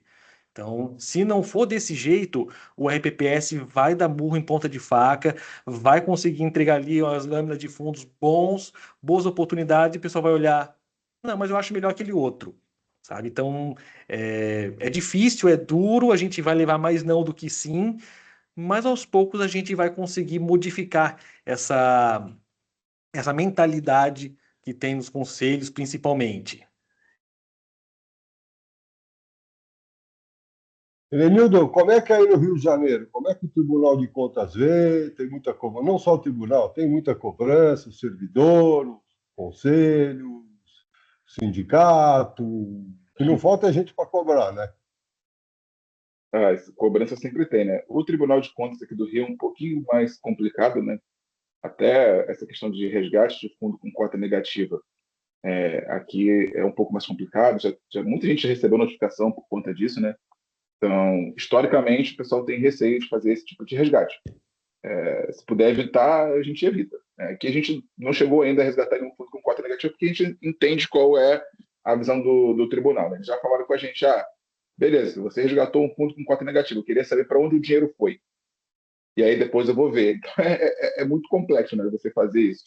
Imagina, você muda um fundo, está com a cota negativa, você tenta fazer uma mudança, porque você entende que vai ter um outro produto melhor naquele momento, e aí o cenário muda, no Brasil isso não é difícil de acontecer, e o fundo que você foi também começa a dar um resultado ruim. Aí você faz 2 vezes um resgate ruim. Então, é isso que eles vão olhar. Isso acaba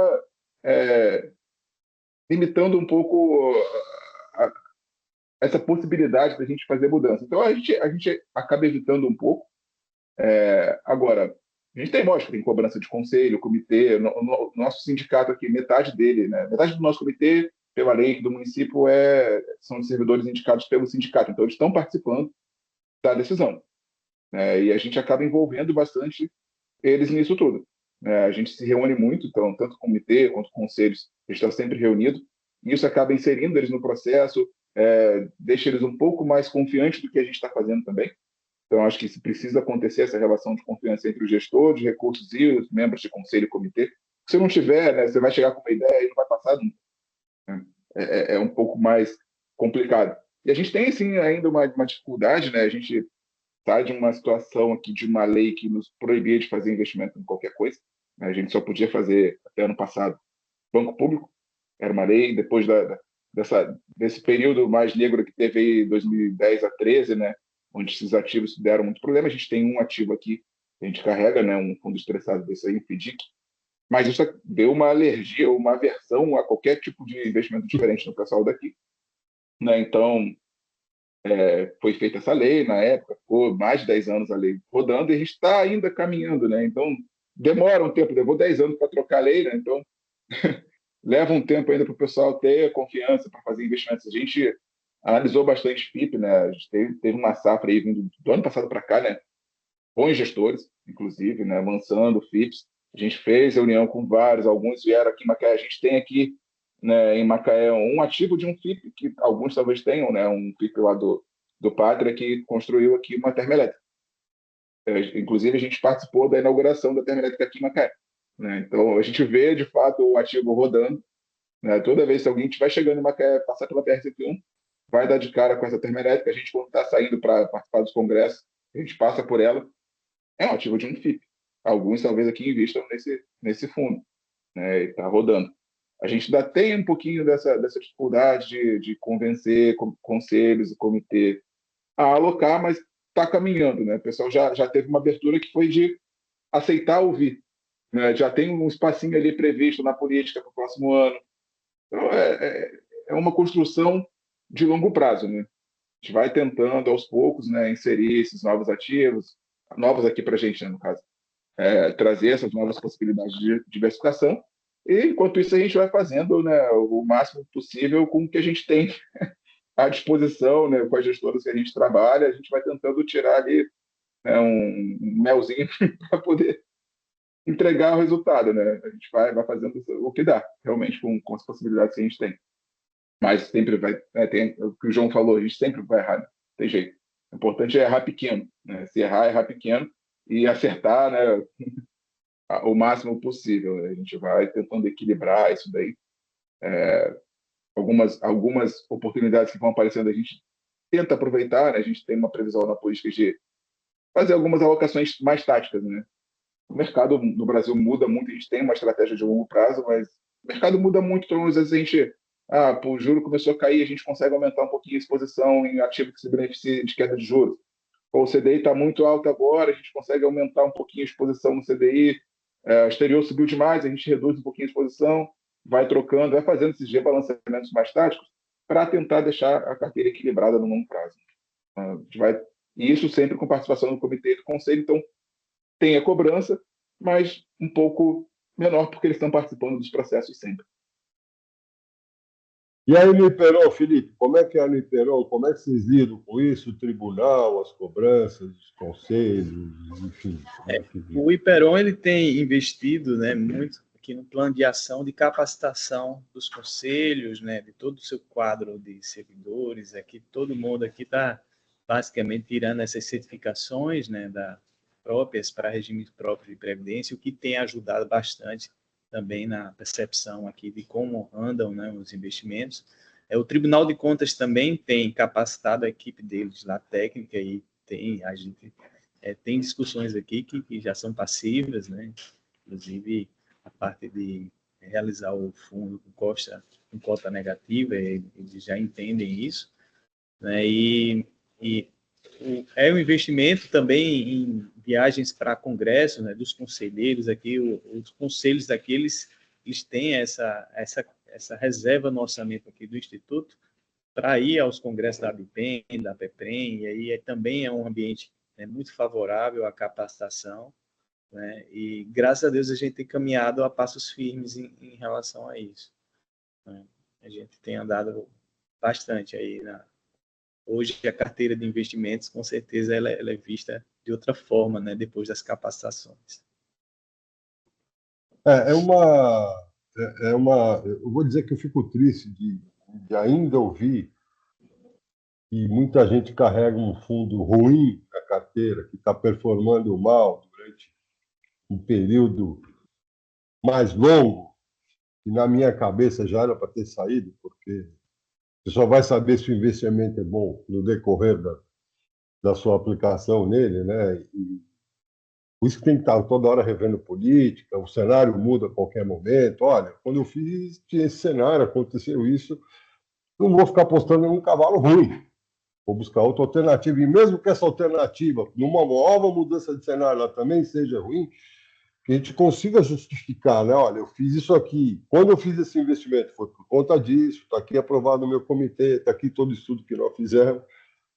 E não deu certo. Mas, na média, a minha carteira está indo bem, né? Por isso a importância da diversificação, né? E é lógico, da certificação, não pela certificação em si, né, Felipe, mas pelo conhecimento que uma certificação pode trazer para os participantes, né? E já deu para perceber aqui que existe um trabalho grande a ser feito, e já começou há muito tempo atrás, de conscientização dos tribunais de conta, né? Do entendimento de que tem que se olhar a carteira dos RPPS de uma outra maneira, né? Que a gestão profissionalizou muito, que prejuízos, entre aspas, pode acontecer, mas o lucro que eu tive aqui, assim, você não fez mais que a sua obrigação? Não, a minha obrigação eu fiz, está aqui o resultado da minha carteira como um todo, né? Eu só queria ouvir de vocês, porque agora nós já estamos com quase 1h30 já, um pouquinho mais de 1h15. Eu queria ouvir de vocês como é que vocês veem em 2025, o que vocês estão traçando como cenário, qual a estratégia que vem pela frente. Vamos começar por você, vai, Felipe, que eu te deixei por último. Vamos começar por você, vamos fazer o inverso. Beleza, então, para 2025, a gente, com as projeções, né, da Selic aí, atuais para 2025, o CDI vai continuar batendo a meta atuarial, né, para 25. A gente basicamente vai manter a nossa alocação, né? Como a gente lembra do cenário que eu falei, que aqui entram recursos todo ano, então todo ano a gente tem que calibrar a carteira, porque esses recursos eles entram em CDI, né? Então todas as outras classes elas são diluídas. Então a gente vai manter essa alocação de 2024, né, no mesmo patamar, 60% título público federal, 10% letra financeira, o que inevitavelmente vamos ter que aportar, mesmo para manter, né? Mesmo para manter os 60% vai ter que aportar, porque senão é diluído. E aí a parte de bolsa, a gente vai continuar aqui nesse patamar de 5% a 7%, Bolsa Brasil, né? O cenário está um pouco adverso, né? Por causa do cenário fiscal. E no exterior a gente vai, acredito eu, né, que a gente colocou na política até 5% do portfólio a gente está permitido alocar lá. A gente está esperando, acha o dólar um pouco esticado nesse momento para você comprar dólar agora, mas o RPPS ele tem que ter a exposição em dólar, né? É obrigatório, né? Principalmente se tratando de Brasil. É importante ter essa alocação no exterior. A gente vai voltar a olhar para o segmento a partir de uma correção de preços lá fora, né? A gente está pouco alocado lá fora e pretende aumentar essa exposição, né? Em relação aos FIPS, a gente vai caminhar aí para 5% do portfólio, né, com as chamadas de capital do ano que vem. E acredito também que a carteira está bem estruturada. A gente fez bastante diligência aí nos últimos 2 anos com esses maiores gestores aí, né? Basicamente são 4 aí grandes gestores e tem outros também muito bons, né? Mas a gente fecha basicamente com as 4 maiores casas. E é isso, a gente está estudando, né? A gente terminou o estudo técnico preliminar agora do empréstimo consignado, e aí a gente colocou a previsão, né, para 2025. A gente nem falou do empréstimo aqui consignado, mas vários RPPS esse ano, né, já implementaram em sua carteira. A gente tem estudado aí os modelos que estão sendo implementados no Brasil e pegando as lições ali aprendidas de cada um para tentar aprimorar o nosso termo de referência aqui. Mas a gente, com esse estudo técnico preliminar que foi finalizado agora, o estudo atuarial também veio bem promissor, né? Porque Rondônia é Capag-A, progestão nível 4 e sem segregação de massas.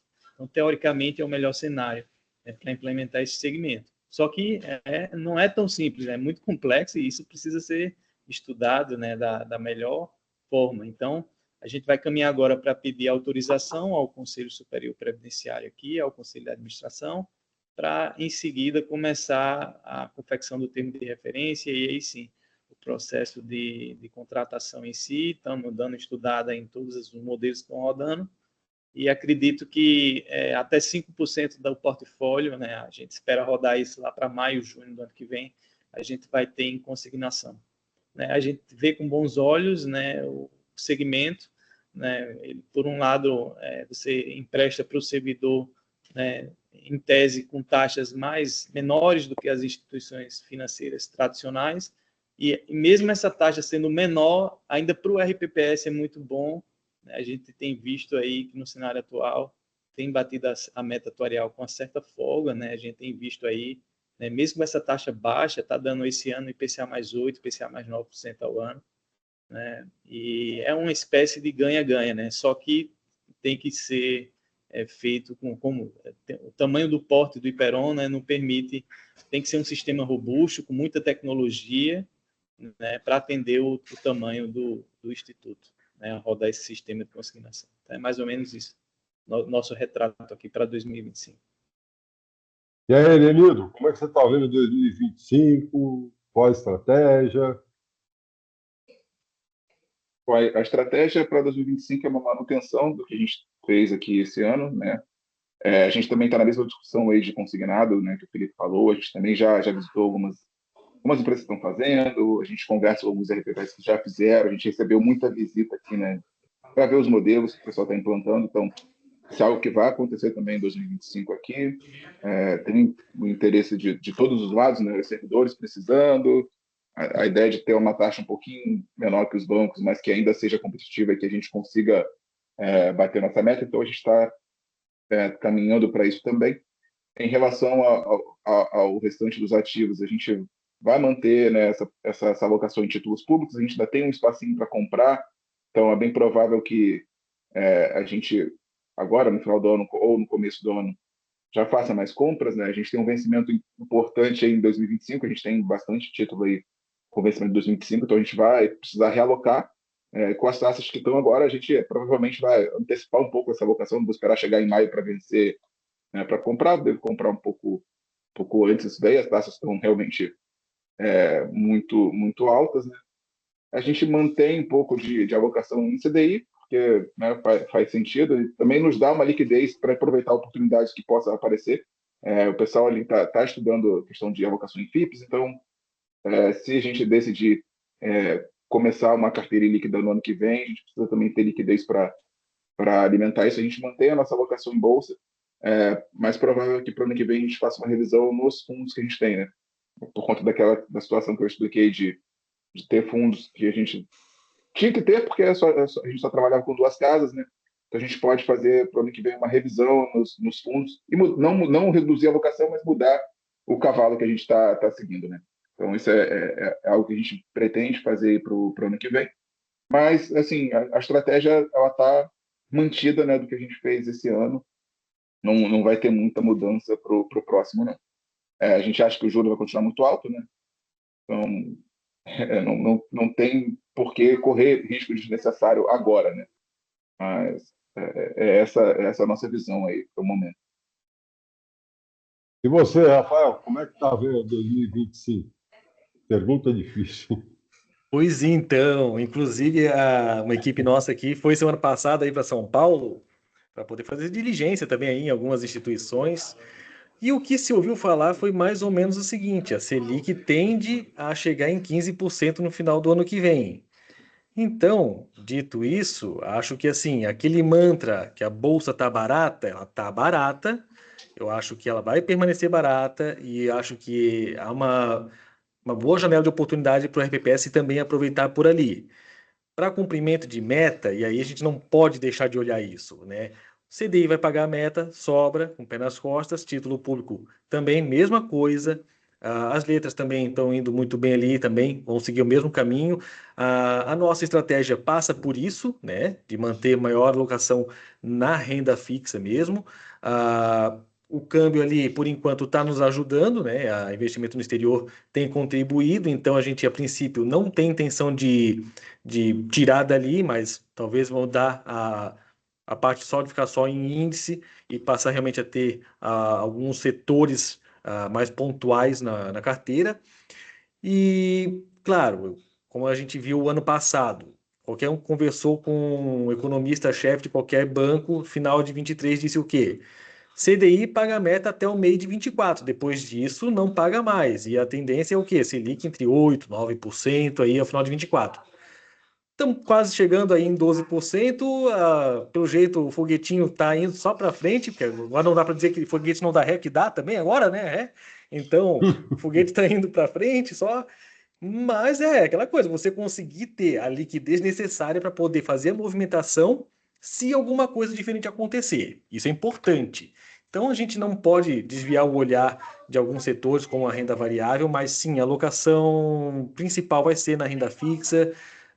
O CDI hoje está batendo meta, a gente vai estar com a intenção de pegar os produtos que têm já realmente a fechamento de curva lá, vértice, Ele e aí a argumentou, gente falou que esse conseguir valor é colocar 44 isso é um aí valor agora para renda futuro, não é um valor variável, absoluto. jogar a renda variável para fazer alguma coisa mais estratégica, né? Então, como a gente comentou aqui antes, talvez não ficar naqueles fundos que sejam muito em cima de índice, mas e sim algo mais pontual, mais estratégico, que vai fazer sentido realmente para o seu RPPS. E para quem não tiver, por favor, dê uma olhadinha com carinho. Hoje tem muito FIP saindo, muito FI saindo também, que dá para poder contribuir para a carteira do RPPS.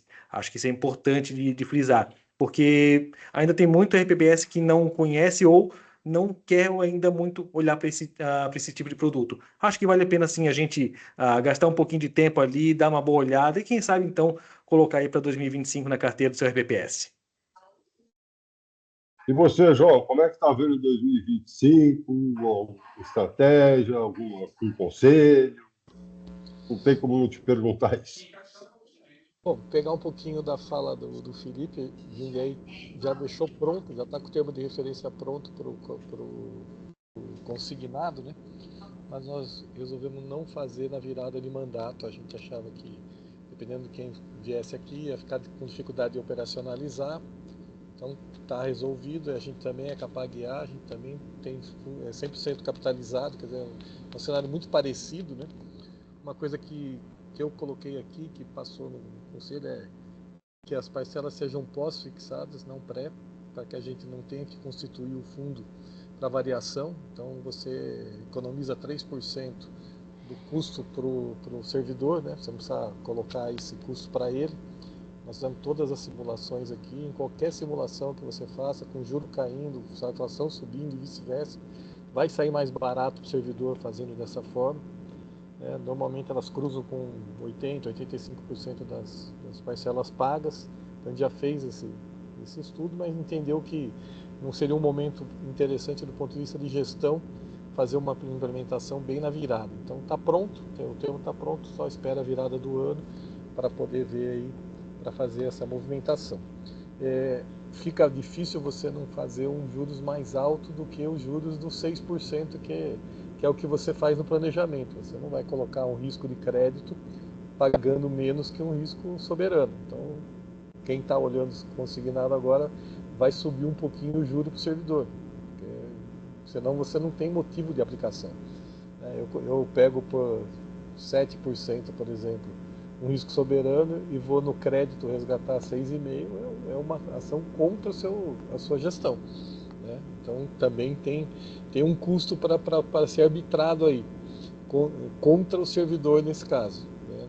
Então tem que pensar bem essa questão. Nós não somos estruturas de fazer benefício, nós somos uma estrutura de gestão de pagamento, então nós precisamos capitalizar com o menor risco possível, como foi aqui, acho que todo mundo falou a mesma coisa aqui, né? Eu preciso correr o menor risco para poder bater meta, e esse é um risco que se impõe hoje nessa decisão. Pode ser uma decisão política, mas de fato é um risco que você impõe à sua carteira. Eu saio do risco soberano para um risco de crédito e vou ganhar menos que no soberano. Então, em lógica, não dá para fazer isso. Então, isso tem que pensar bem para depois não ser acusado pelos tribunais de contas aí de estar gerindo mal os recursos. Essa é uma questão que se impõe é o lado ruim da subida da Selic, né? Você impõe ao seu custo. Existe uma discussão, inclusive hoje, que os bancos estão indo no Supremo para discutir a fixação da taxa de juros pelo regime geral, e ela tem sido baliza para o regime próprio. Então, a arbitragem de juros pelo Ministério vai ser discutida. Isso já era uma questão que a gente já escutava isso no mercado. Hoje saiu uma notícia nesse sentido, então tem que tomar muito cuidado nessa estrutura de colocação. A gente praticamente já tomou o que tinha que tomar de FIP, a gente só está fazendo fluxo. Se não aumentar o valor, não tem o que fazer mais, né? Nessa questão de controle. Então essa caixinha a gente já encheu os 15%. Tem uma estrutura interessante que se mantém interessante nos últimos anos, que são os fundos atrelados ao S&P 500, feitos no Brasil, porque você ainda tem mais um prêmio chegando nele, né? Esses fundos normalmente são futuro do S&P, juro brasileiro contra juro americano e menos taxa de administração. Você vai bater 13 contra 3, ele vai dar 10% de largada, né? Mais o S&P, esse tipo de fundo está dando 40% esse ano e é um fundo que não tem risco, é um fundo passivo. A gente brinca que estagiário faz esse fundo. Também é uma estrutura interessante. O S&P já passou 6 mil pontos, então o limite era 4,5, o limite era 5, o limite era 5,5, o limite era 6, aparentemente, né, a história que foguete não dá ré, o limite também não tá dando para fixar, não. Então, todo mundo que arbitra limite está sendo furado, né? E aquela questão do economista, né? O economista serve para dizer o seguinte: ontem você errou aqui, porque o futuro você não consegue tirar nada deles, cara. Eles não acertam uma, né? Então a gente brinca com o economista assim: conta para mim o que você vai errar amanhã, porque você vai dizer que a taxa vai mudar. A gente faz aquela brincadeira, pega toda a abertura de mês do Fox, certo? E cada 3 meses você parece que mudou de país, né? Então tá muito difícil de gerir a expectativa. Então o que a gente tem que fazer aqui, eu acho que é o que é comum aqui, o Felipe falou a mesma coisa, o Erenildo, o Rafael também, você tem um planejamento e você vai ficar se adequando ao mercado conforme as posições, né? Bater meta com CDI é o ideal? Não, mas é o que tem. Então vale a pena você baixar seu risco, né? Se você não precisa correr risco, talvez recursos novos fiquem ali na questão de liquidez. Teste de liquidez da carteira. Por exemplo, aqui a gente liquida a carteira 88% em 30 dias, então não tem dificuldade de liquidez nenhuma. Todo mundo que comprou papel, o Felipe tem uma posição grande, o Elenildo também tem uma posição grande, se eu precisar de dinheiro, eu resolvo na hora. Se você for vender NTNB, você leva 10 segundos para vender, é só dar ordem. Então nós não temos risco de liquidez em quem tem um LM com mais de 50% da estrutura. De todo mundo que está aqui, ninguém também está todo mundo capitalizado. Significa que você não tem que cuidar de fluxo. Então dá para pensar em investimento com mais longo prazo. Diferente de quem tem segregação de massa ou que está no regime de repartição simples mesmo, né? Então, repartição simples você não faz política de investimento, né? Você faz manutenção de caixa. É diferente. Na live aqui, todo mundo batendo meta com CDI. Sem vergonha nenhuma. Vamos lá?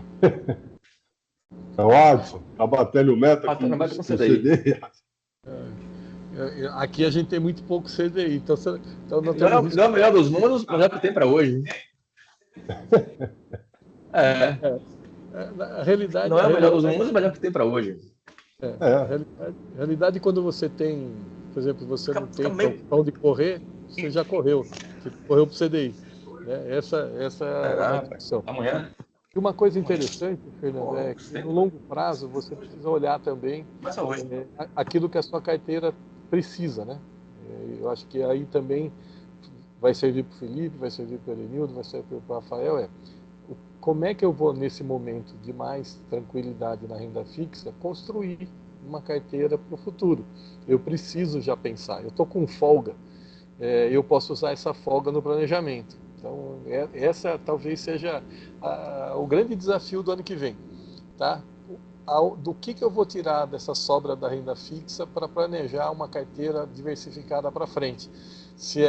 O Rafael já falou aqui, nós vamos olhar o mercado lá do exterior, o Erenildo está querendo olhar FIP, o Felipe já resolveu a carteira de FIP, vai olhar mercado um pouquinho aqui fora. Quer dizer, cada um de nós aqui tem um desafio e eles não são iguais, né? Então, cada um tem uma posição, cada um tem um tempo de amadurecimento do seu regime próprio. Então, são 2.200 arredondando para cima problemas, certo? São 2.200 soluções, tá? E ela pode mudar do dia para a noite.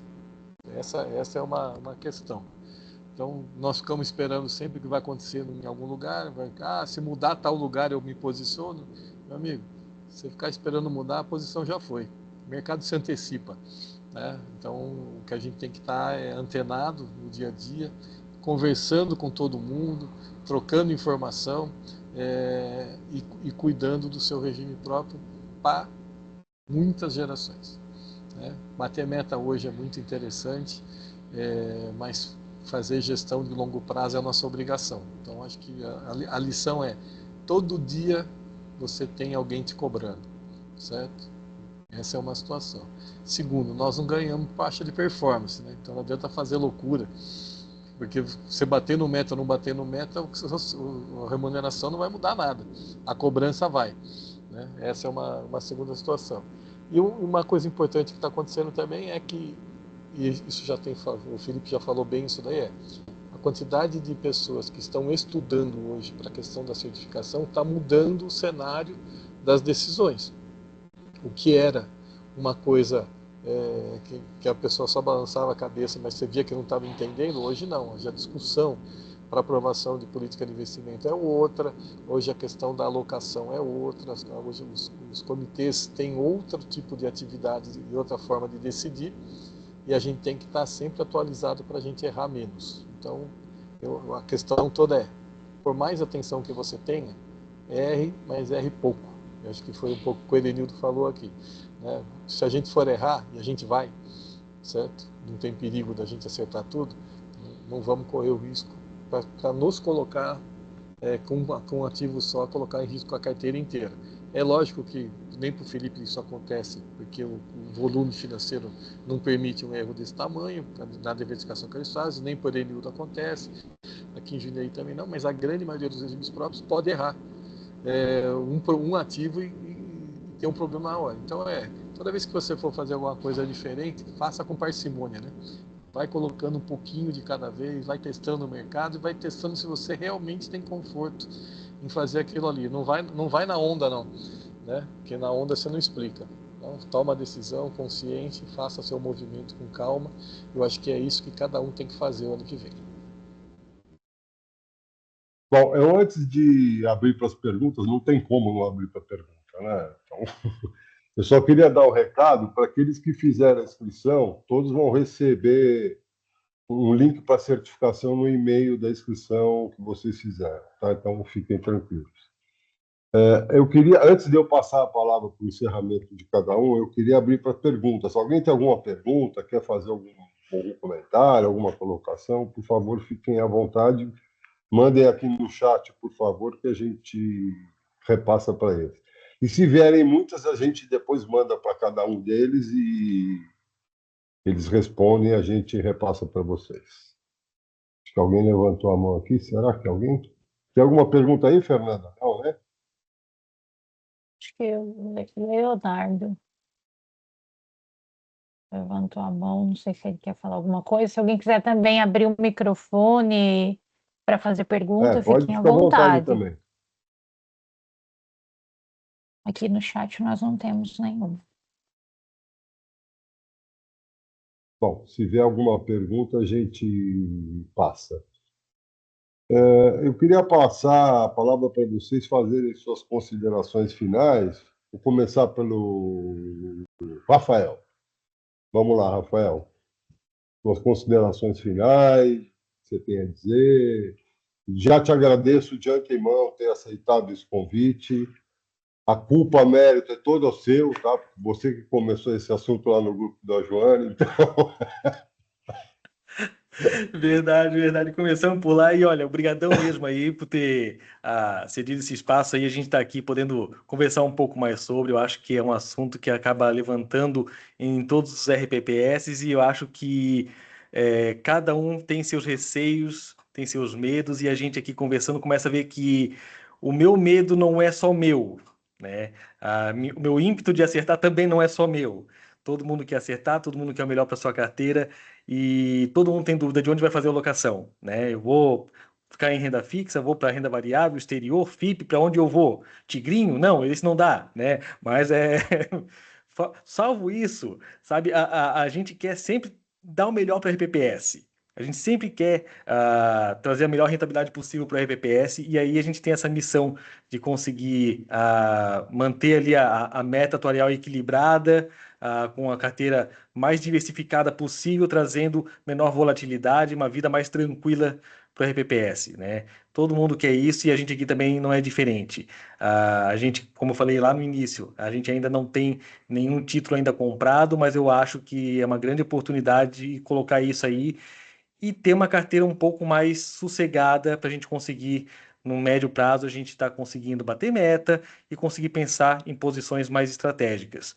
Até numa outra fala que eu estava tendo aqui no privado aqui com outro pessoal, você conseguir ter a tua exposição em CDI nesse momento é legal, vai bater meta, mas talvez quando essa curva fechar, você talvez vai ter uma renda variável um pouco mais cara.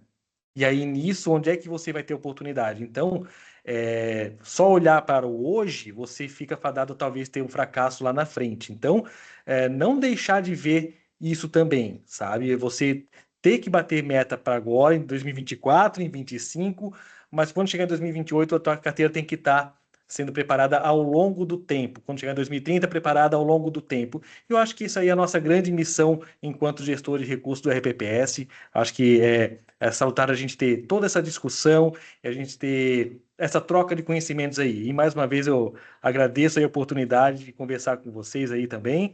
E aqui o espaço está aberto, seja pelo RPPS Navegantes, seja pelo podcast Não é do INSS também. A gente está aqui para poder conversar com todo mundo, para a gente trocar ideia. Eu acho que a gente só tem a ganhar com isso aqui. A gente conversando, a gente consegue ver as dores um do outro e a gente consegue trocar a ideia para trazer o melhor para cada um do seu RPPS. Vamos lá, Erenildo. Suas considerações, seu recado. Vamos lá. Realmente agradecer a oportunidade de participar com vocês. Desejar a todos, né, já que dificilmente a gente vai se ver ainda nesse ano, um Feliz Natal, um ano novo excelente para todo mundo. Independente, né, a gente não sabe quem vai continuar ano que vem, quem não vai, até agora a gente aqui não sabe, então dizer que 2024 foi muito bom passar com vocês, que, né, o próximo também seja muito bom, né? E vou deixar uma frase para vocês que o pessoal comenta muito, a diversificação é o único almoço grátis do mercado, então aproveitem da diversificação, não abram mão dela nunca. O restante acho que a gente comentou bastante aqui, mas se alguém quiser depois comentar, estou aberto aí também para trocar ideia, só me procurar nos grupos, eu estou em vários aí também, então a gente conversa por aí. Valeu, gente, brigadão aí e nos vemos em breve. Vamos lá, Felipe. Primeiramente, agradecer aí ao espaço, muito bom, vários temas aqui exauridos, né? E queria fazer uma conclusão breve, né? Que a gestão previdenciária é isso, é você equilibrar pressões de curto prazo com esse foco inabalável, né, na sustentabilidade do plano no longo prazo.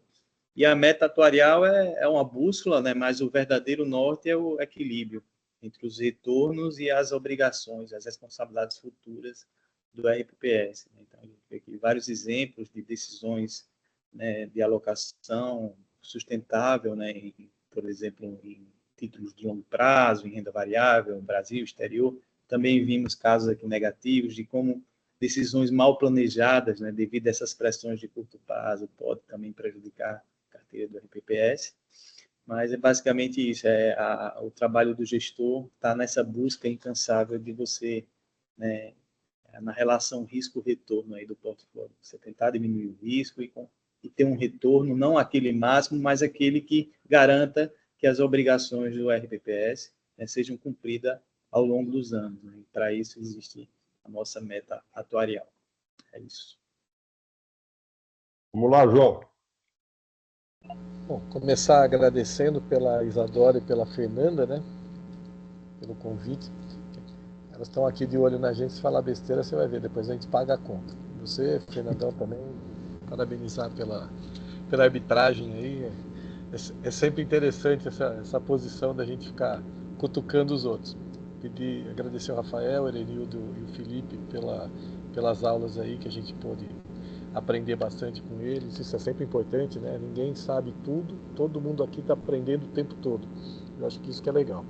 A questão do investimento, Fernando, eu acho que tem uma coisa mais interessante que a gente acabou não tocando aqui, é a qualidade da escolha do gestor e o acompanhamento também no dia a dia do que está sendo feito nos fundos que a gente escolheu, né? Então, uma boa parte do nosso ativo está travado em título público, mas uma outra boa parte ela está em fundos, e a indústria do fundo ela move muito rápido. Então, isso é importante para que a gente, fazendo a boa escolha, a gente faça também a manutenção disso. Então, olhar o gestor bem de perto, olhar o time desse gestor, se ele não está mudando, isso é muito importante para que a gente possa cumprir aí o que a gente fez de aporte, né? Você aporta no gestor que tem um passado interessante, normalmente a gente escolhe por isso, né? Tá certo que a rentabilidade passada não garante nada, mas ela te dá uma boa dica do caminho. Então, poder fazer com qualidade essa diligência, poder fazer com qualidade esse acompanhamento, eu acho que isso também faz muita diferença no cumprimento da meta, ainda mais quando em anos que a gente está apertado, né? Quando por detalhe que você bate ou não a meta. A questão da diversificação aqui, acho que o Erenildo foi muito feliz, né? Você não tem ganho no mercado financeiro a não ser diminuir o risco. Você só diminui na diversificação. Momentos agudos como nós estamos passando agora, onde um determinado tipo de renda se sobrepõe muito sobre a outra, né? A renda fixa está se sobrepondo muito sobre as outras rendas, gera uma oportunidade reversa. Onde é que você vai construir uma carteira na outra ponta para pegar o arranque? Porque o mercado é cíclico, gente. Tá? Aquilo que não está dando agora é o que vai devolver dinheiro daqui a 5, 6 anos. Então, serve de aprendizado, serve de começo de alocação, serve de uma construção de carteira. Então, a gente, na verdade, não pode parar achando que a carteira está resolvida. Ela, na verdade, ela só está colocada. E ela vai mudando com o tempo, porque o mercado muda muito rápido. Nós estamos conversando aqui e a bolsa está subindo meio ponto. Daqui a pouco tem uma notícia lá, ela volta um para trás. A sua carteira ela está sofrendo por minuto. O tempo que nós estamos aqui discutindo, a gente podia estar lendo um monte de matéria que fala assim, meu Deus do céu, o que esse doido está falando agora, né? E a gente vê isso todo dia. Aqui a gente brinca que o país, no Brasil, até o passado é incerto, né? Então você não consegue ter uma boa situação. Então final de ano, né? Serve para você diminuir muito o risco, fazer bons aprendizados, fazer um olhar sobre aquilo que você fez, né? Acho que tem que fazer esse balanço, se as coisas estão acontecendo como você previu, se você fez o movimento certo para aprender na frente, se você foi afoito e podia ter esperado. Quer dizer, então tem muito aprendizado para você fazer agora. Você tem muita coisa para aprender e você tem sempre que aprender com seus erros, né? Isso vem muito melhor para a gente se a gente tiver a cabeça boa para assim, errar a gente vai errar, já foi falado várias vezes aqui, deixa eu tentar aprender com o meu erro. Eu acho que isso é importante também para os gestores, tá? A carteira de 1º de janeiro não é a de 31 de dezembro. Talvez a de 31 de dezembro seja de 1º de janeiro, porque não tem o que fazer. Mas o contrário, todo mundo movimentou significativamente seus recursos aqui. Ou poderia até tentado movimentar mais. Então vamos aprender, vamos estar sempre estudando, vamos estar sempre olhando tudo com muita parcimônia. Os recursos públicos, eles são mais importantes do que os privados, tá? Ele tem aqui um esforço da sociedade para fazer essa acumulação. A gente presta conta não só para o servidor, a gente presta conta para a sociedade, que cada recurso que você tem que fazer captação a mais para o seu regime próprio, você está tirando de uma outra atividade que poderia ser importante para o seu município, para o seu estado. A gente tem que ter essa responsabilidade também, né? E tem que ter essa responsabilidade sempre. E é muito bom a gente poder cuidar de coisas reais, né? Que fazem diferença na vida das pessoas. Então, nesse sentido aqui, queria desejar a todos um grande final de ano para vocês. O meu está garantido, né? Agora virei vovô, então o meu tá tranquilo, tá dormindo agora, que eu fico olhando aqui, que a família tá alvoroçada. A criança tem 3 dias, né? A Helena. Então nós estamos aqui soltando sorriso até dormindo, né?